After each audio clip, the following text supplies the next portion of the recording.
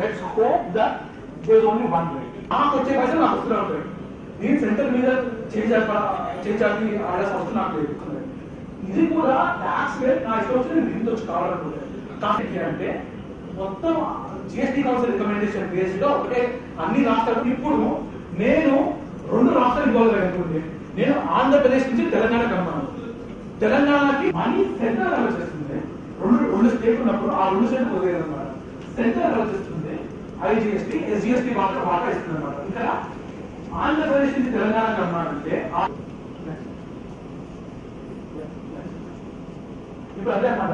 ఇప్పుడు మహారాష్ట్ర సిజిఎస్టీ అదే ఇంకో కేసు తీసుకుంటాం. సిజిఎస్టీ ఎస్జిఎస్టీ అదే ఇంకో కేసు తీసుకుంటాం. రాజస్థాన్ నుంచి ఆంధ్రప్రదేశ్ మొత్తం మీద 6 ఘట్టాలు ఉన్నాయన్నమాట. ఏవైతే నిత్యావసర వస్తువులు ఎవరైతే ఉన్నాయో అంటే ఉప్పు పెంచుకుంటే నేను 28% దాదాపు వస్తుంది. అది లగ్జరీ ఐటమ్ కావాలి. ఓకే, అది కాకుండా 28% టొబాకో లాంటి వాటికి ఏవైతే హానికరంగా ఉంటాయో వాటికి 28% ఉప్పు కానుకలకు అప్పుడు 10% పెడతారు అన్నమాట. సో ఆ సిచ్యువేషన్ ఉండొద్దు కదా అని చెప్పేసి రకరకాల ట్యాక్సెస్ విధించారన్నమాట. ఉంటే లోవర్ ట్యాక్సెస్ ఉన్నది. సో దీనివల్ల hire number of tax slabs ఉండడం వల్ల ఇండియాలో ఎక్కువ సో ఎక్కువ ట్యాక్స్ స్లాబ్స్ ఉన్న ప్రాబ్లమే. తక్కువ ట్యాక్స్ రేట్స్ ఉన్నాయి. ఒకటే ట్యాక్స్ రేట్ ఉంది అనుకోండి, బిఎండబ్ల్యూకి ఒక ట్యాక్స్ రేట్ ఉంటుంది, అనమాట. సో ఇక్కడ మనం చూసుకోవాల్సింది ఏంటి అంటే cess. The biggest revenue component for any state is that. 2015-16 లో 100 రూపాయలు నా ట్యాక్స్ నాకు తక్కువ కట్టాలనుకుంటాం. ఫర్ ఎగ్జాంపుల్ నేను 14% కంటే తక్కువ అభివృద్ధి ఉంటే ఆ గ్యాప్ ఏదైతే ఉందో ఆంధ్రప్రదేశ్ లో 2014-15 నుంచి ఇప్పుడు దాకా అంటే ఇప్పుడు సపరేట్ అయిపోయిందో మేము చూసుకోవచ్చు అన్నమాట. సో ఆంధ్రప్రదేశ్ లాంటి స్టేట్స్ కి ఎంతో వరకు ఉపయోగపడుతుందో మనం చూడాల్సింది.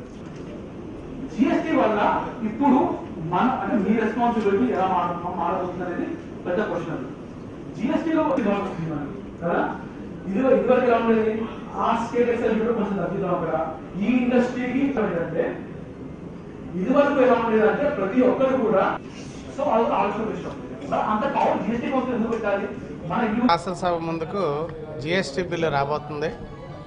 జిఎస్టీ బిల్లు దాని యొక్క ఈ ట్యాక్సేషన్ ఇప్పటి వరకు ఉన్నటువంటి పన్నుల విధానం ఏంటి, జిఎస్టీ పన్నుల విధానం రావడం వల్ల ఏ విధమైన మార్పులు వస్తున్నాయి అన్న విషయం గురించి కూలంకుషంగా చర్చించడం కోసం రాష్ట్ర ముఖ్యమంత్రి వర్యులు నారా చంద్రబాబు నాయుడు గారు ఈరోజు రేపు సభలో చర్చించే గంట ముందే ఇక్కడ ఒక అవగాహన సదస్సు పెట్టి అందరూ శాసనసభ్యులు వచ్చి అవగాహన సదస్సులో పాల్గొనమని, దానికి సంబంధించి ఎవరైతే నిష్ణాతులైన పెద్దలు ఉన్నారో వాళ్ళని తీసుకొచ్చి ఎడ్యుకేషన్ అందరు లెజిస్లేటర్స్కి ఇక్కడ చెప్పించడం అనేది చాలా మంచి విషయం.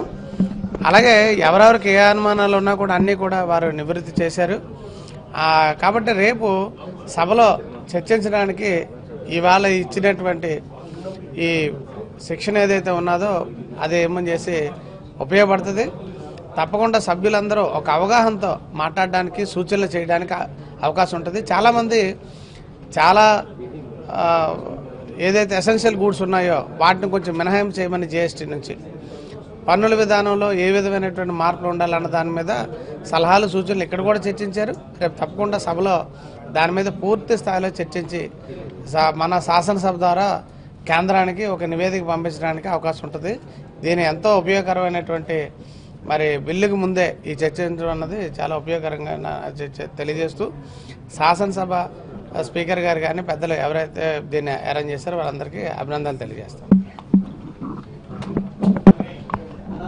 ఏదైతే గూడ్స్ సర్వీస్ ట్యాక్స్ ఏదైతే ఉందో ఈ ఇప్పుడు తీసుకున్న ఈ కౌన్సిల్లో అనేకమైన గూడ్స్గా మెటీరియల్ ఇంకా దానికుండా దేనికి ఇంకా ఎంచంగా కొద్దిగా క్లారిటీగా లేదు. ఇంకా కూడా ఇందాక ఇప్పుడు వర్క్షాప్లో కూడా మేము వినడం కొన్ని క్వశ్చన్ కూడా వేయడం జరిగింది.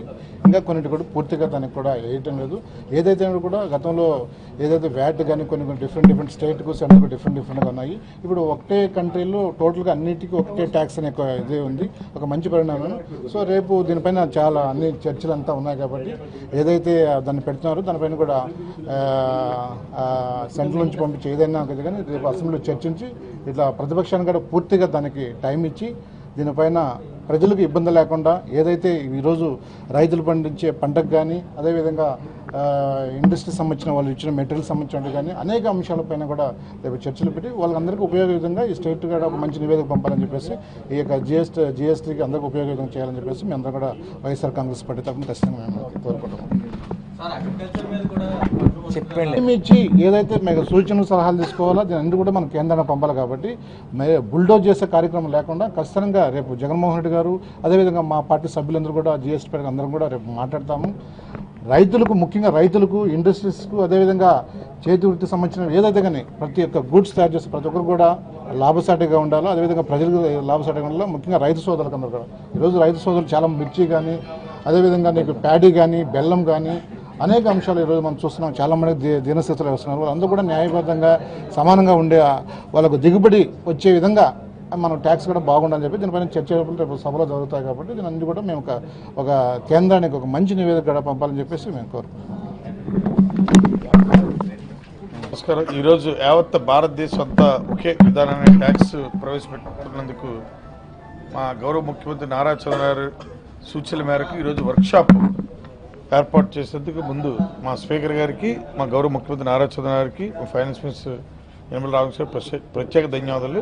కానీ వర్క్షాప్లో కొంత క్లారిటీ కనిపించట్లేదు. ఎగ్జాంపుల్ ఆంధ్రప్రదేశ్లో కదా యావత్ భారతదేశంలో పెద్ద మార్కెట్ జాగిరీ మార్కెట్ అనకాపల్లి నియోజకవర్గంలో జాగిరీ మార్కెట్, బెల్లం మార్కెట్. ఆ బెల్లం మార్కెట్కి ఉందో లేదని అడిగితే మాకు ఇంకా తెలియదు, లిస్టులో లేదంటున్నారు. ఆ అవగాహనలో భాగంగా ఈ లిస్టు ఏ ప్రొడక్ట్స్కి ఉంది ఏ ప్రొడక్ట్స్కి లేదు కూడా క్లుప్తంగా చెప్పి రేపు అసెంబ్లీ బిల్లు ప్రవేశపెట్టినప్పుడు మేము కూడా కాన్స్టిట్యూన్సీకి వెళ్ళేటప్పుడు ఏ ప్రొడక్ట్ మీద ఉంది ఏ ప్రొడక్ట్ మీద లేదు అడిగి పబ్లికేటెడ్ మేము కూడా చెప్పడానికి ఆ ప్రొడక్ట్స్ కొద్దిగా రిలీజ్ చేయాలని అతి త్వరలో అది కోరాం. 2 అనకాపల్లి నియోజకవర్గంలో మాకు పెద్ద వ్యాపార జాగిరీ బిజినెస్ యావత్ భారతదేశంలో పెద్ద మార్కెట్ అనకాపల్లి మార్కెట్. జాగిరీ మార్కెట్కి బ్రిటిష్ టైంలో ట్యాక్స్ ఉండేది. తర్వాత ఇండిపెండెన్స్ వచ్చిన తర్వాత ఆ సేల్ ట్యాక్స్ కూడా అవాయిడ్ చేసి సేల్ ట్యాక్స్ కూడా తొలగించారు. అలాగే ఈరోజు జిఎస్టీ కూడా దీనికి ఎఫిలబుల్ అవ్వదని ఎఫెక్ట్ అవ్వకూడదని స్పీకర్ గారికి కూడా రిప్రజెంటేషన్ ఇవ్వడం జరిగింది. అలాగే రేపు గౌరవ ముఖ్యమంత్రి నారా చంద్రబాబు గారికి కూడా రిప్రజెంటేషన్ ఇస్తాం. ఫుడ్ ప్రొడక్ట్స్ అన్నిటికంటే ప్రతిదానికి కూడా ఒక సబ్సిడీ ఉంది. ఈరోజు పాడి సీడ్ సప్లై చేస్తున్నారు, సబ్సిడీ ఉంది. అలాగే మ్యాంగో సీడ్ సప్లై చేస్తున్నారు, సబ్సిడీ ఉంది. ఏ విధమైన సబ్సిడీ లేనిది ఓన్లీ షుగర్ కేన్ ఫార్మర్సే.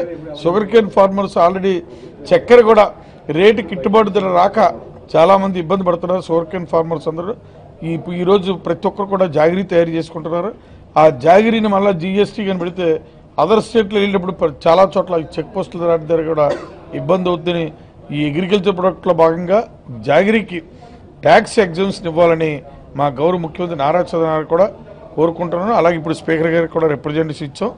అలాగే మా ఫైనాన్స్ మినిస్టర్ గారి ద్వారా సెంట్రల్లో నరేంద్ర మోడీ కూడా రిక్వెస్ట్ చేసి యావత్ భారతదేశంలో పెద్ద మార్కెట్ జాగిరీ మార్కెట్ అనకాపల్లి కాబట్టి ఫార్మర్స్ అందరూ చాలా కష్టాలు ఉన్నారు కాబట్టి దీనికి జిఎస్టీ ఎఫిలబుల్ అవ్వకూడదని మా నియోజకవర్గ ప్రజానీకి అందరి తరపునే కాకుండా యావత్ ఆంధ్ర రాష్ట్ర ప్రజానీకి అందరి తరపున కూడా ఈ అగ్రికల్చర్లో బాగా నష్టపోతున్న రైతులు ఎవరంటే ఈ షుగర్ కేన్ ఫార్మర్స్ వాళ్ళందరికీ కూడా న్యాయం చేయాలని జిఎస్టీ వర్తించకుండా ఉండాలని రిక్వెస్ట్ చేస్తున్నాం.